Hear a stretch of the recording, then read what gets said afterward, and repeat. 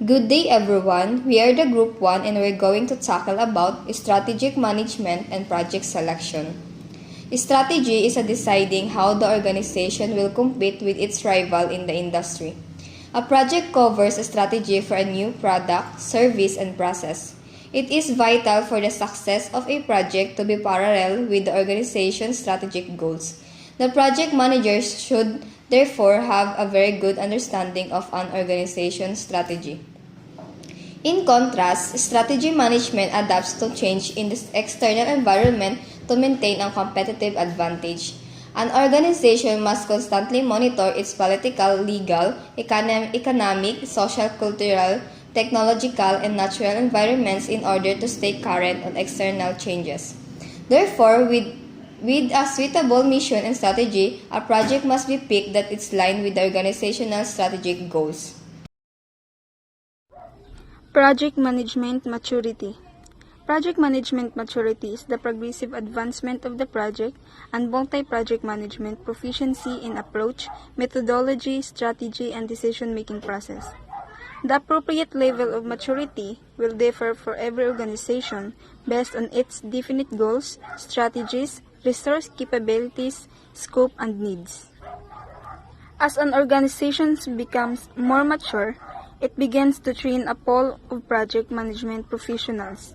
It also sets up procedures and processes for launching and controlling its projects, among others. In the last stage, it explores ways to make continuous improvements to its techniques and procedures. When we say project management maturity, it is a reliable way to measure progress and ensure continual improvement for your organization. So, project management maturity reflects a company's ability to spearhead successful projects. For example, if a company has high management maturity, its projects are more likely to meet objectives. Illustrated in a pyramid format is a generic model that shows the progression in project management maturity. The project maturity model reflects that maturity is a continuous process of improvement via identifiable incremental steps. This is a generic model of project management maturity. First is low maturity. It means ad hoc process, no common language, and little support. Second is moderate maturity. It defines practices, training programs, organizational support. And the last one is high maturity. It is institutionalized, seeks continuous improvement. In low maturity, the organizations are poorly equipped to respond to talent shortages with anything other than exhortations. In moderate maturity, this capability is achieved by ensuring that people have the skills needed to perform their assigned work, and that performance is regularly discussed to identify actions that can improve it. In high maturity, it means you have the data to understand how the process is performing, how variation in the implementation and execution of the process affects performance, and what the likely cost and benefits of any change will be. And in high maturity, it has an improvement. So, project selection is the first process to appraise such projects. The stakeholders will decide whether to execute it or not. So, there are four-stage process of project selection. They are identification of projects, evaluation and prioritizing projects, selection and initiation of projects, and the last one is the review of projects. So the first one is identification of project. So in this stage, the management will create first a concept of what their project or projects should be. So it is followed by evaluation and prioritizing the projects. So the projects will be evaluated carefully before it will executed or being prioritized. After it is being evaluated, selection and initiation of project comes next, where the project teams will be divided so that the project will be executed. And after that, review of projects is needed. So the projects should be carefully reviewed before it is being delivered to the beneficiaries. There are different kinds of models being used by the project managers. So they are sacred cow, the operating necessity, competitive necessity, product line extension, and comparative benefit model. So we will tackle first the sacred cow. As you can see in your monitor, sacred cow is a kind of project that is only being recommended by the senior officials in an organization. It is said being sacred because the project should be concluded successfully or the boss itself will terminate it. So the sample applications is undeveloped idea for a new product, for the development of a new market, for the design and adoption of a global database and information system, or some other project requiring investment of the firm's resources.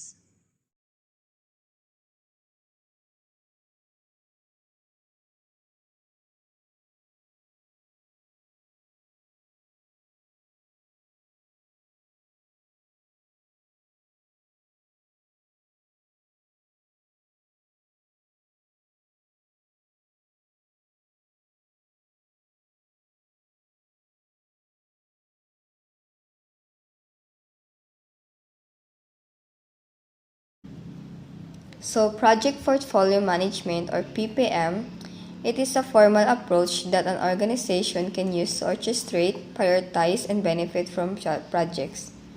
This approach examines the risk-reward of each project, the available funds, the likelihood of a project's duration, and the expected outcomes. PPN can be understood as the process that the project managers of a firm use. They analyze, understand, and report on the potential risk on net returns of a new project.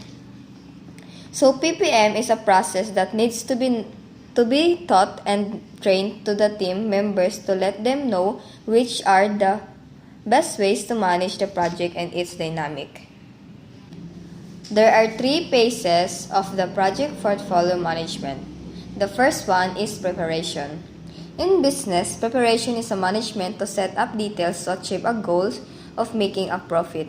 The concept of preparation here is tied to a contemplation of a future event by making something ready now that will give desired results of making a profit. Example is the business plan. It is how the business will organize its resources to meet its goals. The second one is execution. It is about having the employees required to support a company's strategy and making sure they are doing what the company needs them to do to achieve its strategic goal. And the last one is performance management. Performance management is the process of creating, implementing, and managing projects that contribute to the performance of an organization and its strategy. A successful project are those that meet business requirements, are delivered and maintained on schedule, are delivered and maintained within budget, deliver the expected business value and return on investment. A business project proposal, the technical approach.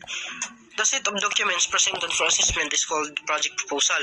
It could be concise or extensive in format. A knowledgeable reader must understand the accurate intention of the proposal, so adequate details must be presented, special requirements of the clients and proposed approaches to meeting them out to be written down. So, these are the set of documents presented for the assessment is called project proposal.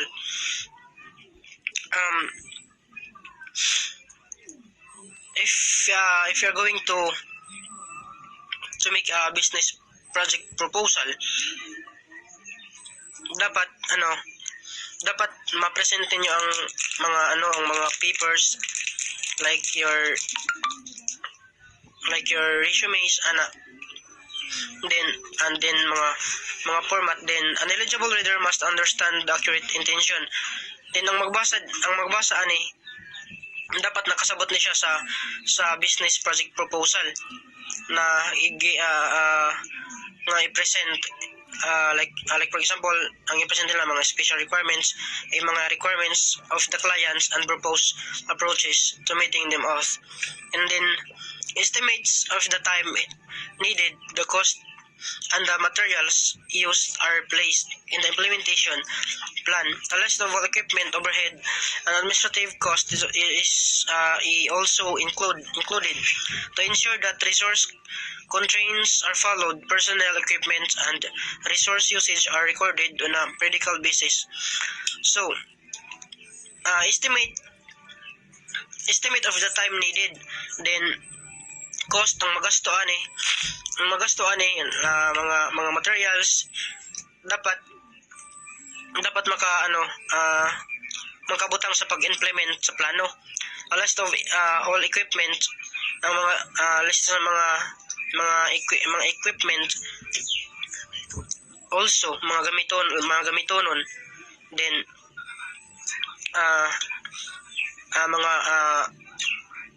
magastuan is also included to ensure the resource constraints are followed para ma-sure diri nga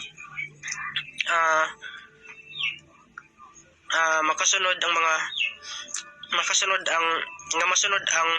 mga personnel and equipment and resource usage sa mga gamit ng mga gamitonon. Dapat gina-record na siya in periodical basis. A description of the capability of the proposal writer to furnish the usual facility. Then dapat na ang area daan niya ang gamiton for the project. Then equipment and skills required during every project is written. Dapat ang mga skills, mga equipment, mga gamit required na siya during kada project. Dapat makasulat ba.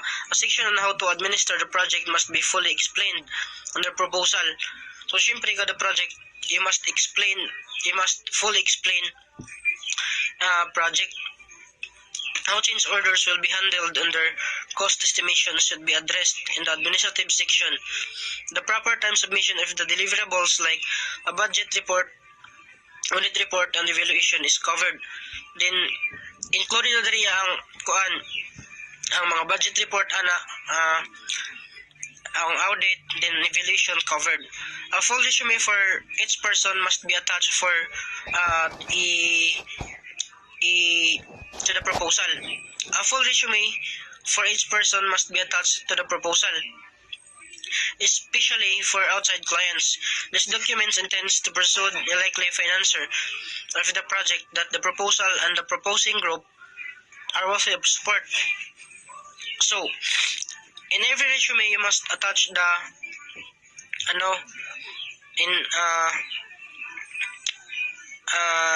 a full resume for each person.